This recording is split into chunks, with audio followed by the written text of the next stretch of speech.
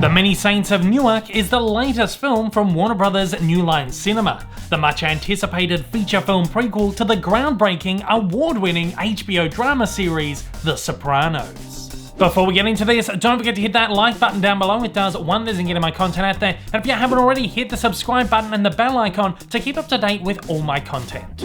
Young Anthony Soprano is growing up in one of the most tumultuous eras in Newark's history, becoming a man just as rival gangsters begin to rise up and challenge the all-powerful DiMeo crime family's hold over the increasingly race-torn city. Caught up in the changing times is the uncle he idolizes, Dickie Moltisanti, who struggles to manage both his professional and personal responsibilities, and whose influence over his nephew will help make the impressionable teenager into the all-powerful mob boss we'll later come to know, Tony Soprano.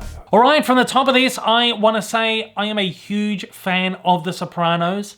I have watched this series multiple times. It's one of my favorite series ever. I would honestly say that I think this is one of, if not the single greatest television series ever made. It is an absolute masterpiece of storytelling. If you haven't seen it, make sure you do. It is essential viewing, and potentially before you watch The Many Saints of Newark. Of course, the major hook for this film is not only getting to see the rise of a young Tony Soprano, but getting to see Michael Gandolfini, who is the son of the late James Gandolfini, who played Tony Soprano in the series, playing Tony Soprano in this movie right here. I was surprised to find that Tony Soprano isn't actually the main focus of this movie. We do get to experience some of his earlier years and kind of, I guess, the pivot point in his life where you see that shift where he comes from innocent kid to the guy who's going to become the ruthless gangster mob crime syndicate boss that he does become. So this movie does focus on that hinge point in his life, but it really tells it through other characters. In fact, the main character here in this movie is Dickie Moltisanti. This is a character that was never in the original show. Of course, his son, Christopher Moltisanti, was one of the main characters, and you always heard him talk about Dickie. There was always this mystery around it. He was this kind of mysterious character that was always kind of in the background. We always knew him as the mentor to Tony Soprano. We knew that he meant a lot more to Tony and Tony's life and Tony's upbringing than he did in Christopher's, because he was killed when Christopher was just a young child. So this movie really exists, I suppose, to kind of tell Dickie's story, to kind of demystify that story, to essentially demystify the original series. In doing so, I'm not sure if it demystifies the show maybe a little bit too much. It exists to answer a bunch of questions that were left open, to tie up a bunch of kind of loose threads. There's a lot of great things that it does to kind of make the storytelling in The Sopranos make a little bit more sense. But then in doing that, there's also the question of, did you need that? Did you need that explanation? Because it's been however many years since the show ended. Sometimes it's okay to leave things unanswered, because that sense of mystery just makes it a little bit more special. Now the film, it takes place over the long hot summer of 1967, where all these race riots spawned around America, and particularly this one focuses on the race riots that happened in Newark, which saw the African-American population come to a head with the Italian-American population, and how these two communities really clashed over this period.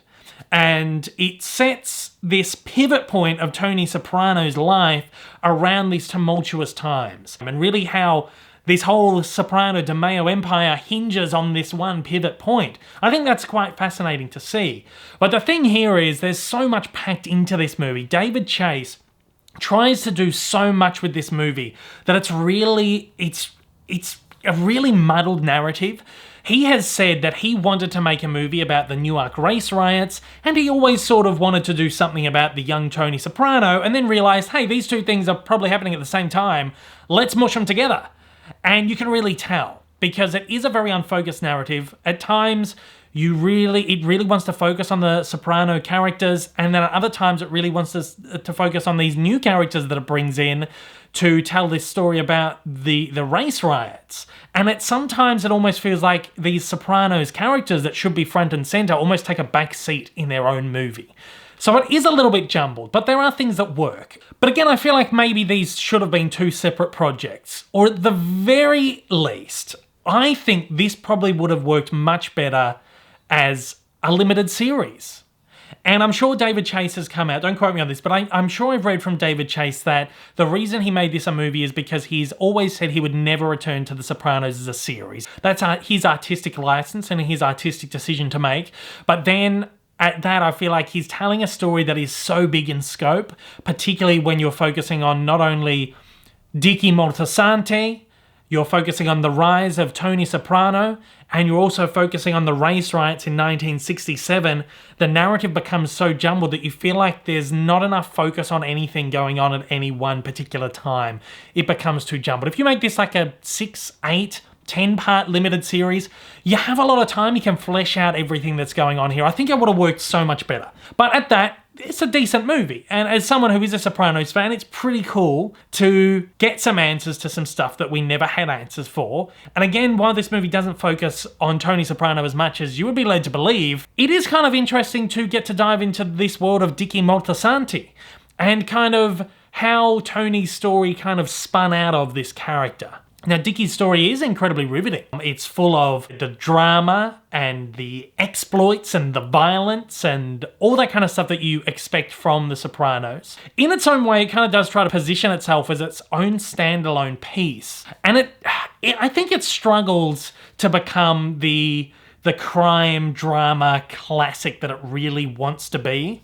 And I think a big part of that is that you really do need to know the original series before you jump into this. I mean, it's hard to tell because sometimes you can jump into something without knowing much of the context and still enjoy it. But I wonder how much this would work if you didn't know anything about The Sopranos. Because so much of it is like, oh, that's the answer to that. Or, oh, hey, there's that guy. Or, hey, that line references something that's going to happen in a few years' time. You know, and there's so much about this movie that does work, but then at the same time, it is almost like you do kind of keep asking yourself, is this necessary? Did we need this? But at that, I really enjoyed this. I had a lot of fun with this. It was a little bit disappointing because it's not the movie that I was expecting, but at the same time, I think it really worked. But if you are a big fan of the show, I think it is something that you should watch. But again, I don't think it's necessary viewing. And if you are not a fan of The Sopranos, I'd be keen to see what people think of this, to be completely honest. And at that, I'll be giving The Many Saints of Newark a 3.5 out of 5. The Many Saints of Newark is a real mixed bag. On one hand, it works to tie up small threads left open from the series, but falls just short of being an essential installment or even a truly memorable mob crime flick. One would even argue that the demystification of characters potentially takes away from the series. It's mildly enjoyable, but somewhat anticlimactic.